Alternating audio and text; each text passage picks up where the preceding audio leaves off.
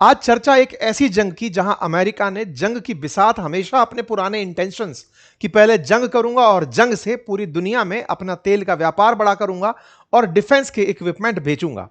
लेकिन इसी कहानी में भारत की एक ऐसी एंट्री हुई है जो निश्चित ही अमेरिका, जो पहले ही भारत की तरफ थोड़ी नजरें टेढ़ी करके रखा हुआ है, उसकी नजरें और ज्यादा टेढ़ी हो जाएंगी।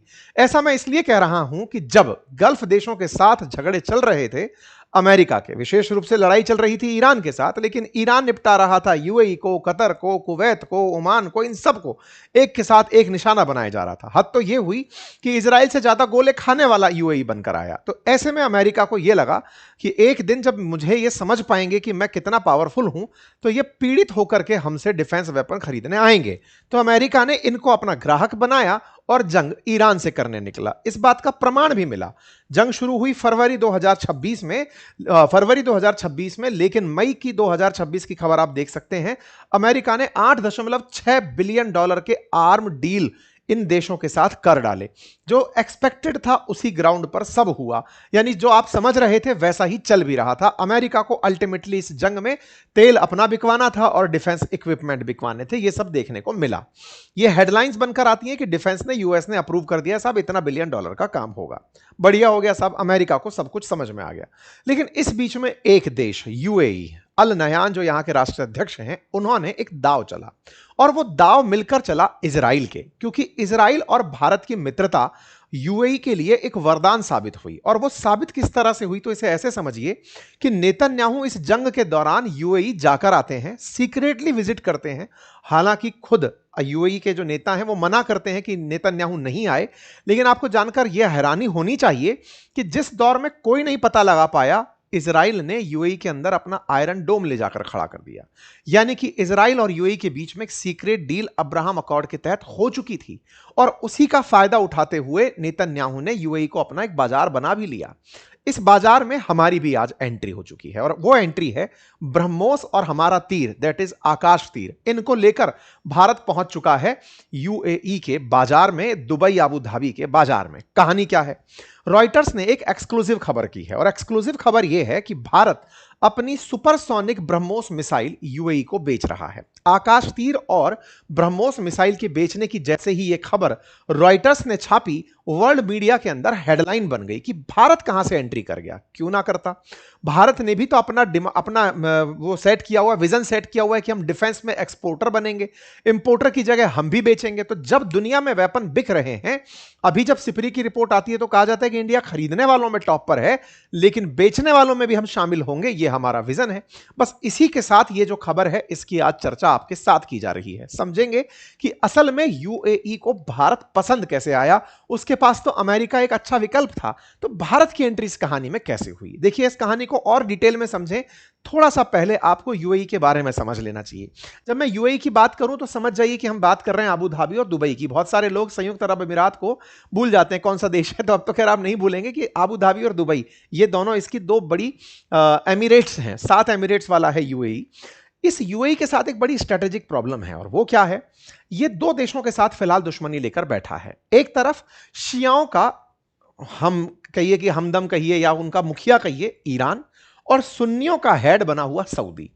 होने को यूएई खुद भी एक सुन्नी राष्ट्र है, लेकिन सऊदी के साथ उसकी इन दिनों अनबन चल रही है। और यह अनबन तब और बढ़ जाती है जब सऊदी और पाकिस्तान एक डिफेंस पैक्ट कर लेते हैं, और उस डिफेंस पैक्ट में यह होता है कि अगर सऊदी पर कोई हमला हुआ तो पाकिस्तान उसके साथ खड़ा होगा। हाल ही में कुछ ऐसी स्थितियां बदली कि यूएई को ईरान से तो मतलब एक तरह से स्ट्राइक मिली ही थी। जब समय अमेरिका और ईरान के झगड़े चल रहे थे, उस समय पर ईरान ने इजराइल से ज्यादा बॉम्ब अगर किसी देश पर दागे तो वो यूएई था। नंबर दूसरा, सऊदी अरब के साथ भी ये लोग यमन के अंदर झगड़ कर बैठे थे।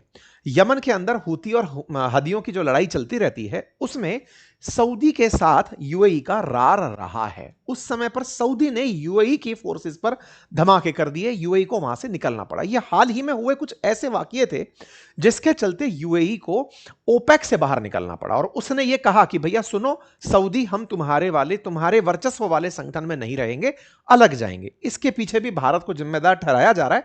हम आएंगे उस पूरी कहानी पे। खैर, फिलहाल के लिए अब हम यूएई के ऊपर वापस से नोटिस करते हैं कि यूएई की कहानी इन दोनों से दुश्मनी की कहानी चल रही रही है। इनके साथ सॉफ्ट दुश्मनी है, इनके साथ बिल्कुल करारी वाली दुश्मनी है। हम कहां खड़े हैं? मर्चेंट बनकर खड़े हैं। तो साहब अब इस पूरी कहानी को डिकोड करते हैं।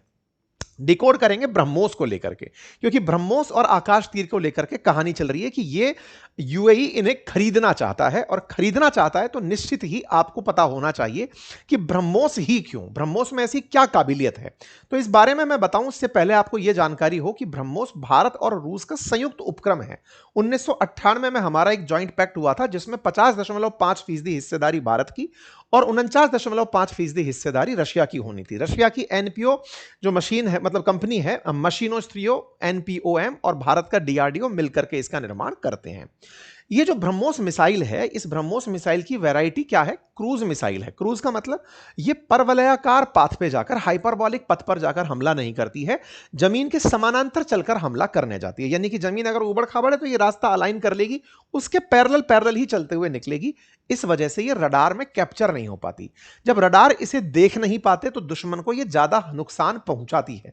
इसका हाल ही में प्रभाव आपने जब ऑपरेशन सिंदूर में भारत ने इसको पाकिस्तान को हिट किया था और चाइनीज लोगों के द्वारा दिया हुआ डिफेंस सिस्टम क्रैश करवा दिया था, उसके पीछे का कारण ब्रह्मोस ही था। क्योंकि ब्रह्मोस को जब क्रूज मोड में ये चलती है तो उसे ट्रैक कर पाना बहुत मुश्किल होता है। और भारत की जो ब्रह्मोस है ये दुनिया की फास्टेस्ट सुपरसोनिक मिसाइल है।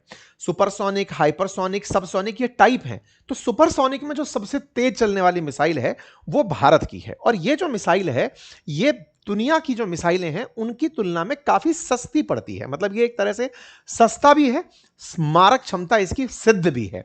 तो भारत का जो ये ब्रह्मोस है इसके हमने सारे वेरिएंट बना लिए। अगर आप फिगर पर ध्यान दें तो ये 250 से 300 किलोमीटर रेंज तक मार करने की क्षमता के साथ शुरुआत में विकसित की गई थी। जब तक भारत एमटीसीआर का सदस्य नहीं था तब तक हमें इसकी रेंज बढ़ाने की इजाजत नहीं थी। लेकिन अब हमने इसकी रेंज बढ़ा ली है, बढ़ा करके इसे 800 किलोमीटर तक मार करने की हमने इसमें रेंज डाल दी है। तो ये अपने आप में हमें अंतरराष्ट्रीय स्तर पर तकनीकी ट्रांसफर के बाद ही हो पाया, जब मिसाइल टेक्नोलॉजी हमारे साथ में साझा की रशिया ने 2016 के बाद। हम उस कहानी पर भी आगे बढ़ेंगे। फिलहाल के लिए ब्रह्मोस के सारे वेरिएंट, फिर चाहे नेवी का हो, फिर चाहे आर्मी का हो, फिर चाहे एयरफोर्स का हो, वो फिलहाल हमारे पास हैं और हम उनका इस्तेमाल अब युद्ध में करते आए हैं। ताजा खबरें बनी अक्टूबर 2025 में, जब हमने ऑपरेशन सिंदूर पूरा किया। उसके बाद हमारी आर्मी ने ऑर्डर प्लेस किया कि हमें ब्रह्मोस 800 किलोमीटर वाली चाहिए। तो 800 किलोमीटर वाली ब्रह्मोस, जो कि लगातार हम टेस्टिंग में थे 16 से लेकर के, हमने उसकी डिलीवरीज के लिए काम करने शुरू कर दिए। यानी कि अगर रेंज के हिसाब से बात करें तो ब्रह्मोस का अब अपग्रेडेड वर्जन मतलब हमारी सेना के पास जल्दी ही होगा।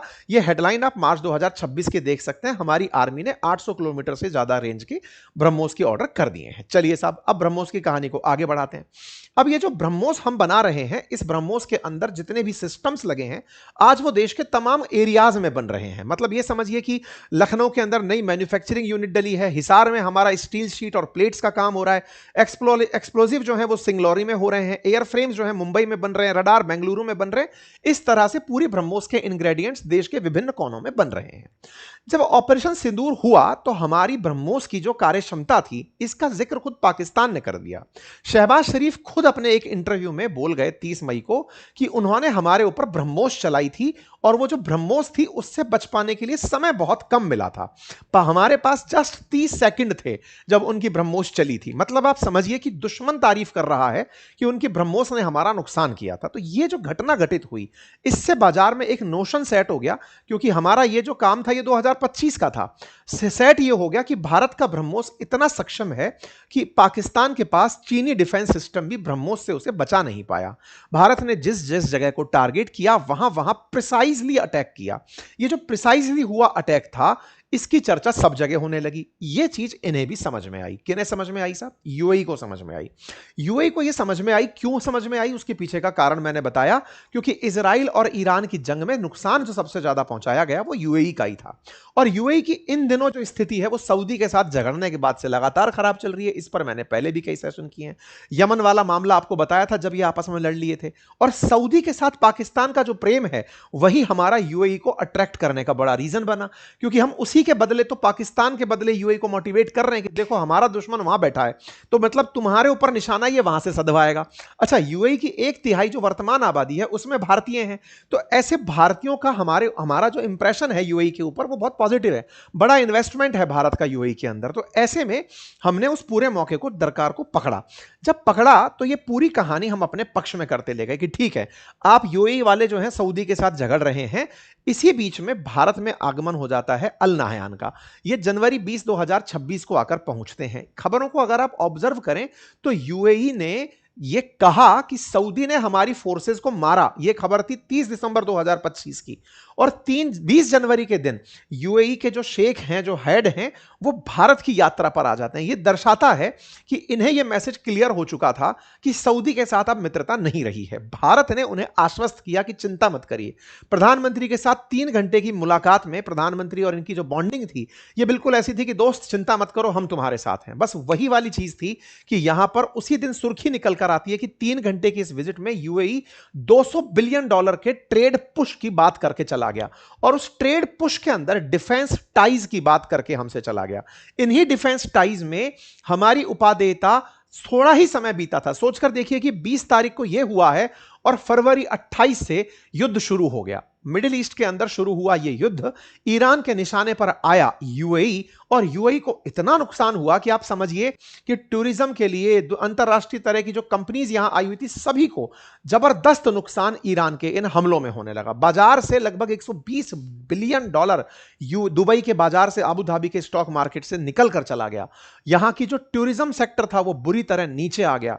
यहां के प्रॉपर्टी के दाम दबादम नीचे चले आए। अल्टीमेटली अमेरिका को यह एक अपॉर्चुनिटी दिख रहा था कि बेटा अब तुम्हें सुरक्षा के लिए डिफेंस पर खर्च करना होगा, आओ और हमारे साथ व्यापार करो। यूएई ने किया उनके साथ भी, लेकिन उन्हें यह पता था कि असल में हमारी जरूरतों में केवल एक देश पर निर्भर रहना नहीं होना चाहिए। तो डाइवर्सिफिकेशन का जो नॉलेज है वो भारत ने इन्हें दिया। कैसे दिया? खबरों को अगर रीड करें तो 27 अप्रैल को डोवाल साहब मिलने जाते हैं शेख से, और वहां जाकर कहते हैं कि साहब आप माल तो खरीद ही रहे हो दुनिया का, भारत से भी खरीद लो, ताकि एक जगह से सप्लाई अगर रुक भी जाए, कोई आपके साथ ज्यादा मोल भाव करे तो हम काम आ जाएंगे। भारत की तरफ से डोवाल साहब की यात्रा होती है। डोवाल साहब की यात्रा जो अपने आप में एक सुर्खी बनती है अप्रैल के अंदर कि साहब ये गए थे। उसी के साथ साथ सुर्खी बनती है कि यूएई ने ओपेक से बाहर निकलने का निर्णय ले लिया।